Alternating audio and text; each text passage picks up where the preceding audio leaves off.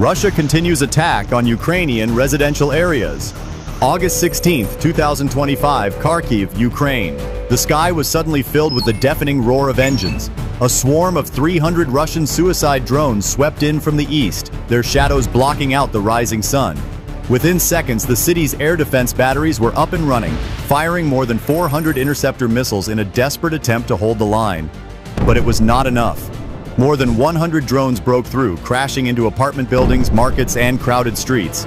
Entire buildings collapsed, fireballs tore through neighborhoods, and terrified residents fled for their lives. At least 72 people were killed instantly. More than 200 were injured, their screams echoing through the rubble. It was a massacre meant to crush the spirit of Ukraine. But instead of silence, it sparked fury. Within hours, Kiev was preparing a counterattack that would unleash 700 of its own drones, a response powerful enough to shake the Russian war machine to its core. So what will happen to Russia? Can Ukraine, with these cheap UAVs, break through Russia's formidable defenses? At exactly 6:45 a.m., the residents of Kharkiv woke to a nightmare. The wailing of sirens tore through the early morning air, but it was already too late. From the eastern horizon, a swarm of 300 Russian suicide drones descended like a cloud of steel and fire. The city's air defense network, designed to intercept waves of missiles and aircraft, was pushed to its absolute limit. Ukrainian operators fired continuously, launching over 400 interceptor missiles in less than 15 minutes, a rate never seen before in this war. The results were staggering. Roughly 180 drones were shot down, breaking apart mid-air in bursts of flame. Yet more than 100 managed to slip through the defensive net. One after another, they plunged into the city's heart. A drone slammed into a 12-story apartment block, collapsing 2 entire floors. Another crashed into a crowded marketplace, igniting a fireball that consumed dozens of stalls. The blasts shattered windows across a 2-mile radius, scattering shards of glass like deadly rain. By the time the smoke began to settle, the scale of the disaster was clear. At least 72 civilians were dead, including children still in their beds. More than 200 others lay injured, many with burns and shrapnel wounds. Entire families were buried under rubble as rescue teams clawed desperately through twisted steel and broken concrete. The chaos rippled far beyond Kharkiv. Train stations overflowed with terrified citizens seeking escape, while hospitals quickly exceeded capacity. For Ukraine, this was more than an attack.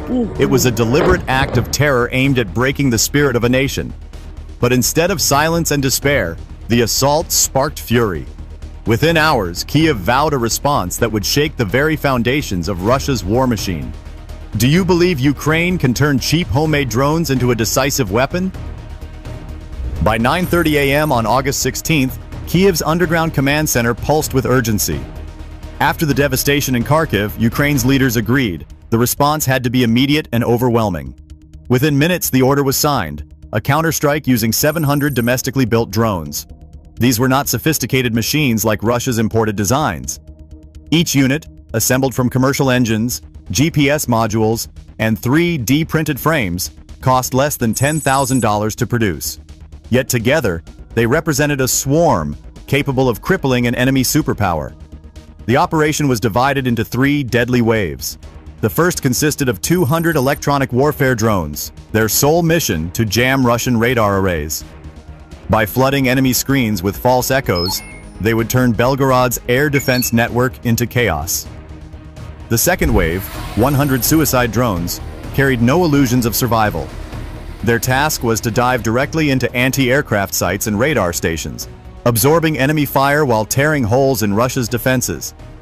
The final and largest wave, 400 strike drones, carried improvised bombs packed with 15 kilograms of high explosive each. Their designated targets, fuel depots, ammunition factories, and storage bunkers holding up to 30,000 tons of munitions. The scale was unprecedented. Never before had Ukraine launched such a vast drone fleet in a single day. In control rooms across the country, operators huddled over consoles, guiding the machines as they roared into the sky. On satellite feeds, the mass departure resembled a swarm of insects stretching for miles, a dark cloud pushing east. Soldiers spoke in hushed voices, aware of the stakes. "If even half get through," one commander whispered, Russia will lose what it cannot replace. The atmosphere was tense but electric. Ukraine was no longer just defending. It was preparing to strike at the very heart of Russia's war machine. If you value these in-depth reports, hit the like button and subscribe. It helps us bring you more frontline analysis. At 12:15 p.m. on August 16th, the drone armada crossed into Russian airspace. Their destination, the sprawling Belgorod military-industrial complex, a facility that stored 30,000 tons of ammunition and produced hundreds of tons of propellant every single day. It was the lifeblood of Russia's war machine. From the moment the swarm appeared on radar, panic spread through Russian command posts. Operators watched as their screens filled with hundreds of fast-moving blips. "Too many!" one officer shouted. Russia's vaunted air defense network, with dozens of Panzer S-1 and Buk systems, opened fire. The skies above Belgorod turned into a storm of tracer rounds and missile plumes. The first wave hit exactly as intended. 200 jamming drones poured interference into enemy radar, multiplying phantom targets until operators could no longer distinguish reality from illusion. Missiles were launched blindly, many detonating harmlessly in empty skies. Moments later, the second wave, 100 sacrificial drones, plunged directly into radar stations and anti-aircraft batteries. Explosions tore through emplacements, knocking out at least 7 Panzer systems in the first minutes. Russian gunners, overwhelmed and disoriented, found themselves firing on decoys while the real threat closed in. Then came the hammer blow. 400 strike drones, each armed with 15 kilograms of explosives, roared over the horizon. Despite the chaos, Russian defenses still managed to destroy over 250 incoming drones, but nearly 150 broke through. That was enough to change the course of the battle. The strikes came in waves of fire and thunder. One drone slammed into a fuel reservoir, unleashing an inferno that sent flames shooting 300 feet into the sky. Another pierced the roof of the propellant factory, where the chain reaction ignited warehouses filled with volatile chemicals. The ground shook as if struck by an earthquake. Windows shattered in Belgorod city, over 20 miles away. The deadliest blow landed on the ammunition bunkers. When the first detonations triggered a sympathetic chain reaction, the result was apocalyptic. Witnesses described the blast as brighter than lightning, followed by a deafening roar that rolled across the steppe. Entire storage blocks vaporized. 500 Russian soldiers and engineers were killed or wounded within minutes, many buried under collapsing concrete. By 1 p.m., the Belgorod complex was no longer a military asset, but a smoking crater.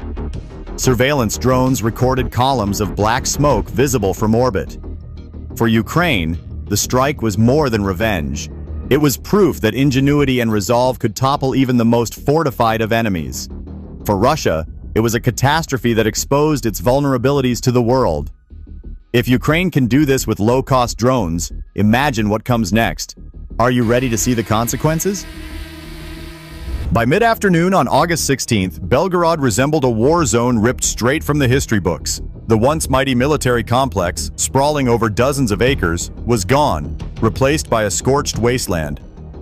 Satellite images showed a crater nearly 300 feet wide and 40 feet deep, a black scar on Russian soil. Entire factory blocks had vanished, consumed in fire and thunder. The devastation was beyond anything Russia's command had prepared for. The destruction of the Belgorod plant erased billions of dollars in infrastructure and obliterated production lines that once churned out over 200 tons of propellant per day. Storage bunkers containing 30,000 tons of ammunition were annihilated in seconds. Military analysts estimated the loss equaled the reserve needed for a 6-month frontline campaign by a major power. Casualties mounted as emergency crews picked through the ruins. More than 500 soldiers and engineers lay dead or wounded, many too burned or mangled to be identified. Dozens of fire brigades fought in vain against towering infernos, some flames reaching 300 feet high as fuel depots burned unchecked. Explosions continued intermittently for hours, each one sending shockwaves across Belgorod's outskirts. Residents described their city shaking like an endless earthquake, with windows shattered as far as 20 miles away. International news outlets broadcast live footage of the disaster.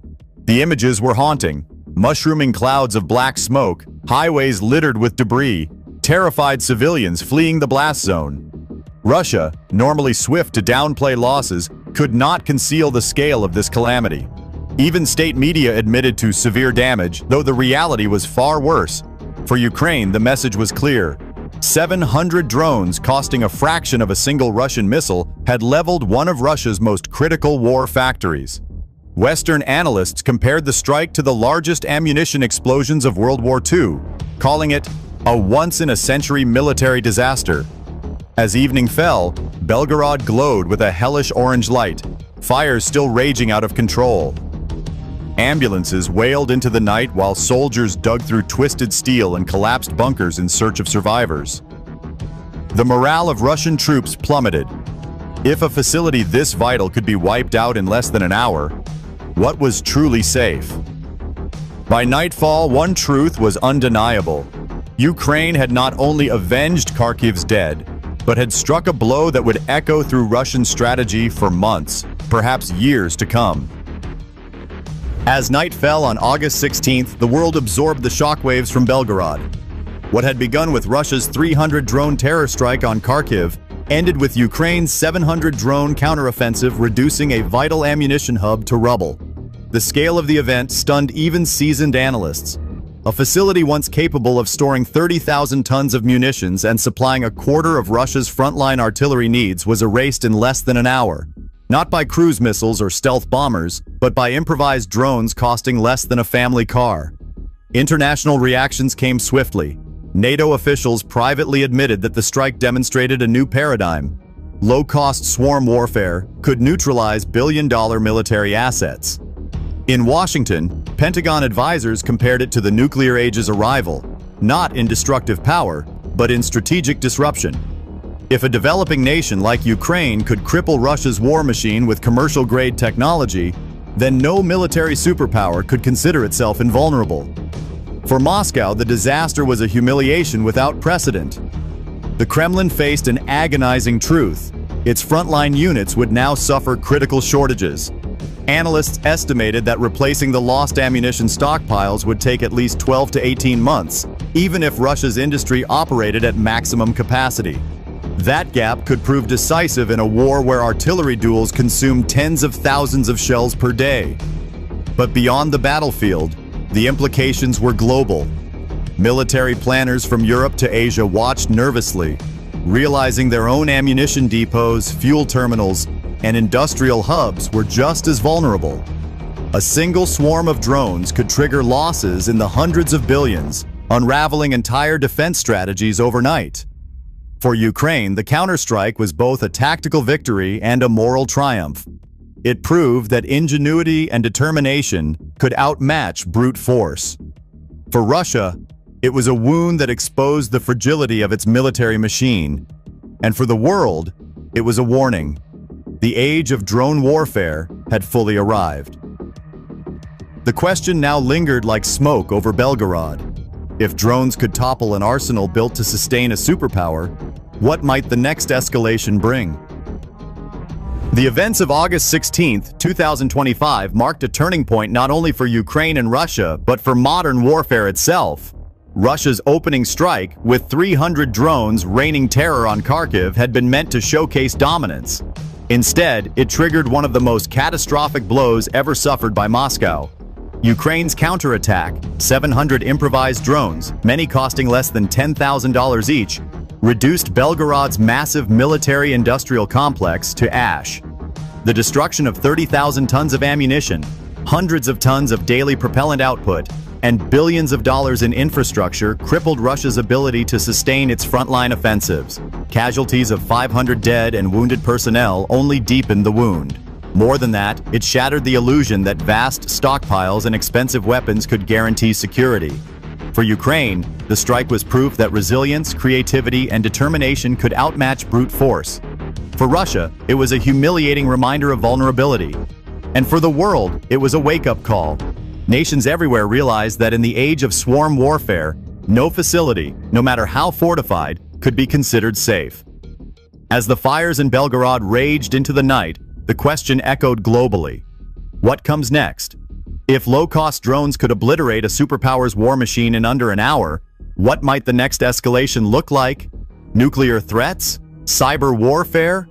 Or an endless cycle of drone arms races reshaping the balance of power?